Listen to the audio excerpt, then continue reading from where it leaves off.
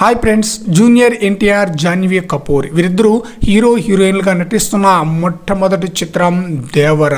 ఈ చిత్రంపై మంచి హైప్ అయితే ఉందన్నమాట.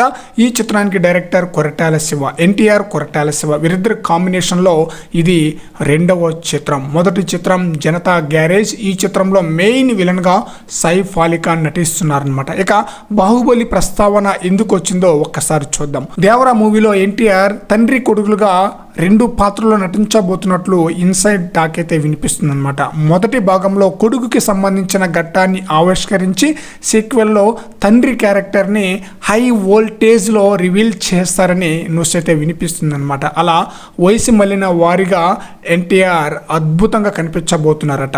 బాహుబలి లాగానే రెండు కాలాల్లో రెండు పాత్రలను చూపించి తద్వారా ఒకదానితో మరొకటి ముడిపెట్టే విధానం చాలా చాలా స్పెషల్గా ఉండబోతుందట. సో మహేంద్ర, అమరేంద్రగా ప్రభాస్ను చూపించిన ఎలివేషన్కి మించి జూనియర్ ఎన్టీఆర్ని దేవర సినిమాలో చూపించబోతున్నారట.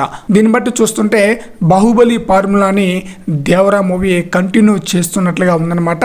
ఈ మూవీకి సంబంధించిన లేటెస్ట్ షూటింగ్ అప్డేట్ ఏంటంటే గోవాలో ఈ మూవీ యొక్క షూటింగ్ అయితే ప్రారంభం కాబోతుంది. అక్కడ కొన్ని కీలకమైన సన్నివేశాలతో పాటు సముద్ర తీర ప్రాంతంలో హీరో హీరోయిన్లపై ఒక సాంగ్ను కూడా చిత్రీకరించబోతున్నారట. మరి చూడాలి కొరటాల శివ ఈ మూవీకి ఎలాంటి హిట్ అందిస్తారనేది.